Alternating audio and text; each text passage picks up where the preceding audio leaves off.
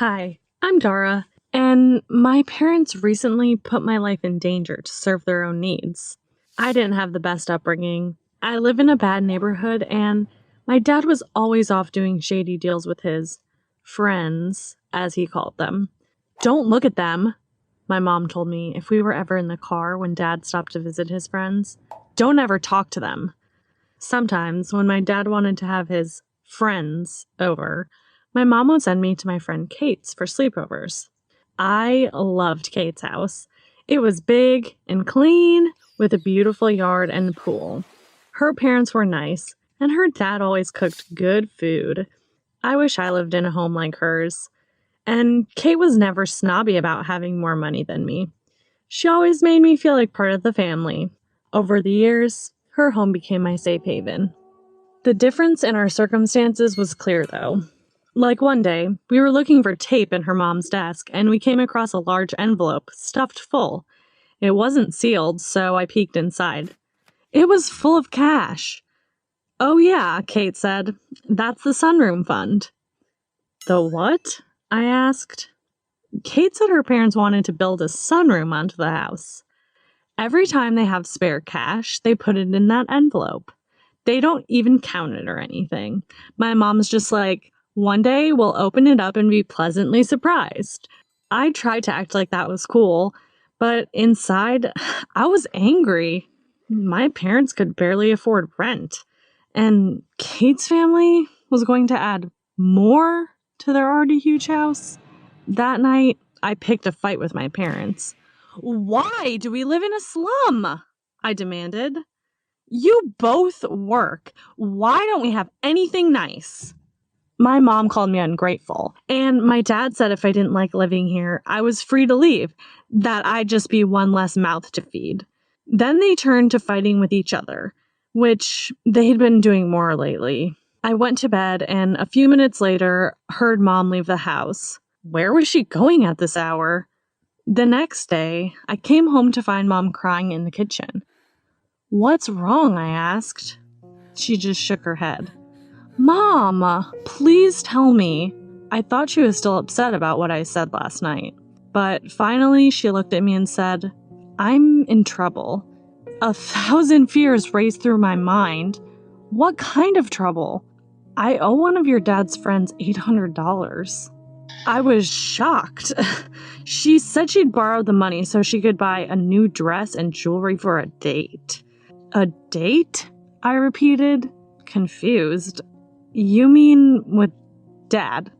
She shook her head wearily. "I've been seeing someone else." At first, I was furious. All I could do was cry and ask why she cheated on Dad. But eventually I calmed down. My dad wasn't a very good person. It was easy to see why my mom would want to be with someone else. The most important thing was that she was in trouble, and I needed to help her. They said if I didn't come up with the money, they'd hurt me, hurt my family. I have about $500, but I can't get the rest, and I can't tell your dad. I didn't know what to do, so I just hugged her while she cried. That night, I couldn't sleep. I was scared Dad's friends would come to the house and hurt us. I wondered what I could do. I had a part-time job, but the money I made there wasn't enough to help my mom. Still, I'd give her everything I could. The next day, I went to Kate's after school. We tried to have our usual fun, but she said I seemed down, asked what was wrong. I'd promised my mom I wouldn't breathe a word to anybody, so I said nothing. Later, she went to the bathroom, and suddenly I remembered the envelope in her mom's desk, the sunroom fund. I pushed the thought away, but it kept coming back. They don't need a sunroom, I told myself. Why should they get things they don't even need, when my family can barely afford things we do need? Before I could think, I was reaching in the drawer. I grabbed several 20s from the envelope and stuffed them in my pocket. Then I put the envelope back. I tried to eat some of Kate's dad's delicious dinner that night, but I felt too queasy and returned home.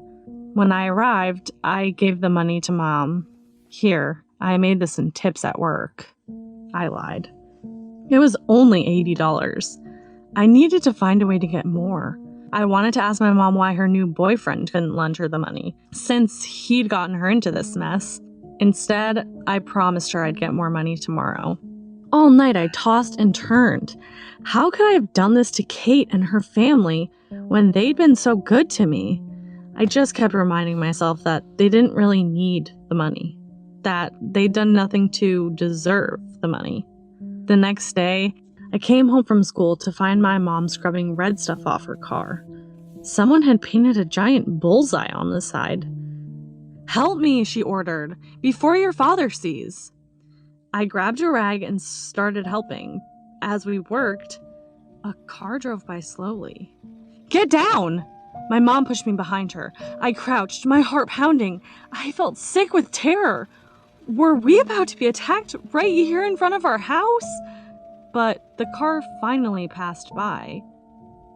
"We need that money," my mom said. "Now." So I went to Kate's and waited for my opportunity. When her mom called her away to help with something, I opened the envelope and counted out $220 I still needed. That night, I gave the money to my mom. She hugged me and told me I was a wonderful daughter. She didn't even ask how I got the money. Why was I suddenly making so much in tips for a job that barely paid anything most days? I spent another sleepless night. The next day, Kate seemed down. When I asked her what was wrong, she said, "My parents think someone stole money from the sunroom fund." I froze, terrified. I knew she was going to accuse me, and I wouldn't be able to deny it. She'd hate me forever. I'd never be able to go back to her beautiful, safe home, and I'd probably go to jail. "They think it's my brother's friend Kelsey," she went on. "That kid's bad news." I stared in shock.